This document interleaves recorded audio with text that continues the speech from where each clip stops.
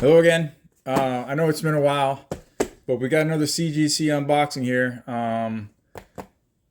This is there's some misfires in here, so I'll try to get through those right away. So I'm gonna go ahead and open this bad boy up.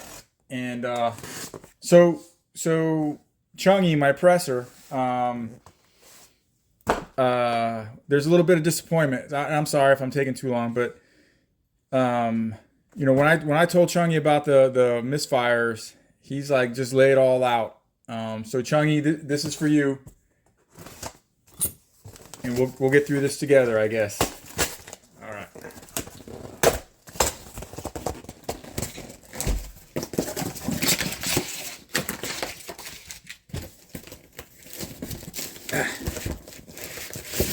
Okay, so first of all, we'll get these misfires out of the way.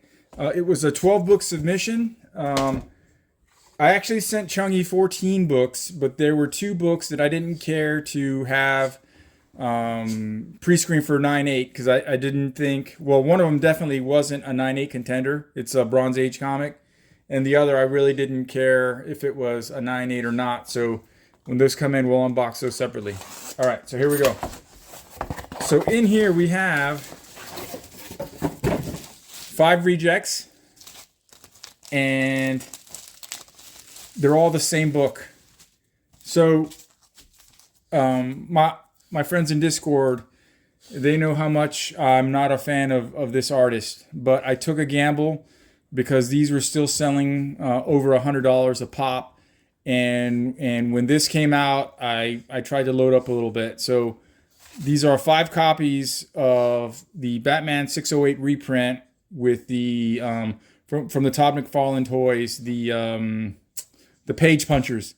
So I'm gonna open up one real quick to see like why perhaps try to figure out why it didn't get the nod. I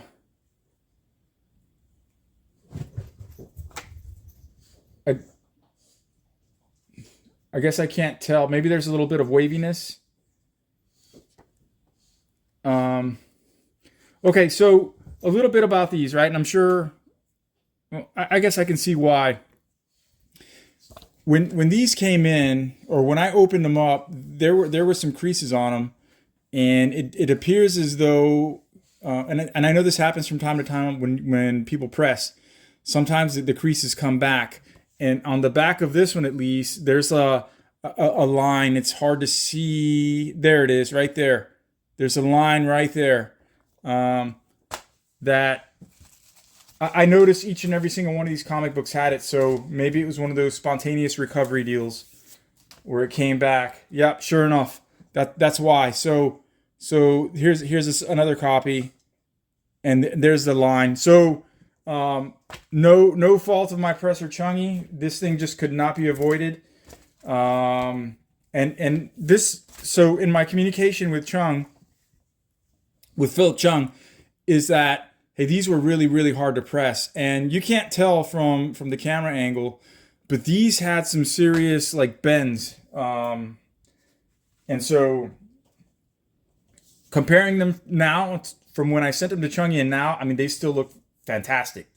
They look fantastic compared to what I sent him. But I won't open up the other 3 because I'm sure they have the same defect. I'll try and look up the census count on those and see what they look like. But we'll get to the good news. So, okay, here's first up. All right, okay. I'm excited about this one. This is the Scarlet Witch #1, the hip hop variant.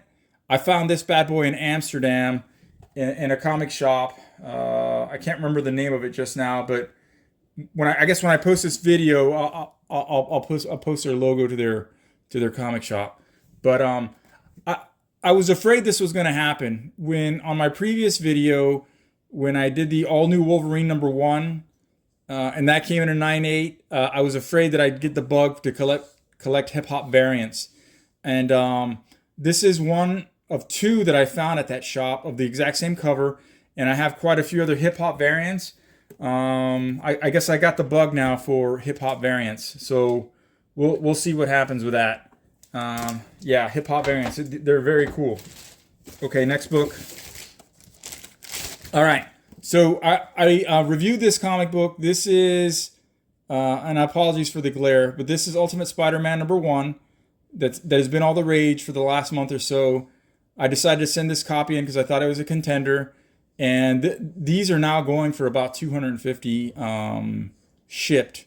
So I may let this one go. I don't know yet, but there's a good chance that I'll let this one go because I got some of the second prints in for the story.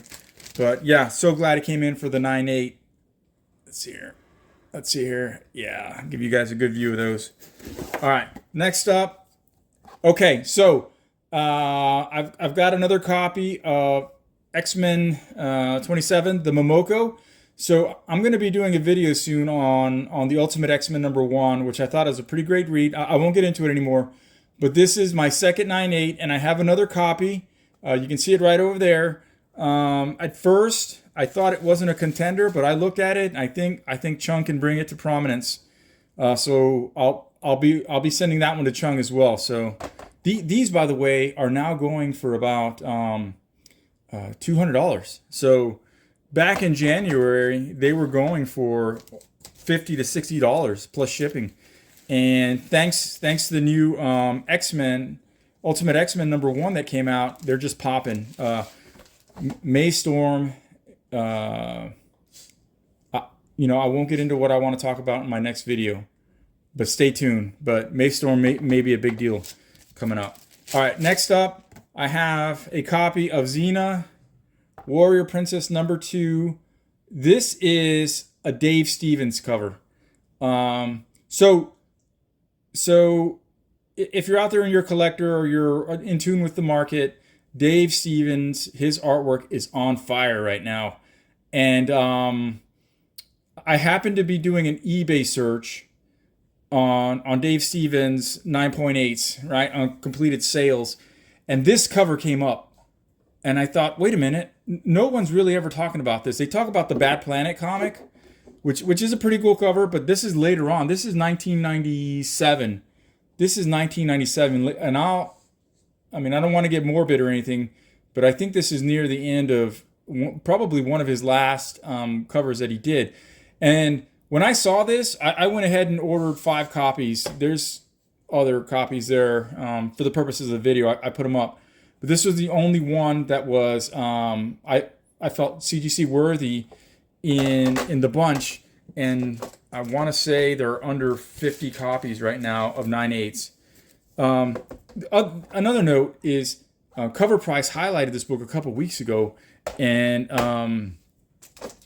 it's already the last couple sales have been around $150, $160 shipped. But this will be a PC book, and what I'll do is also not only is it a PC book, it's my first Dave Stevens 9.8. I've got a few 9.6s and a 9.4 and Chungy's got another one of my comics, Alien Worlds, that we'll see how that turns out.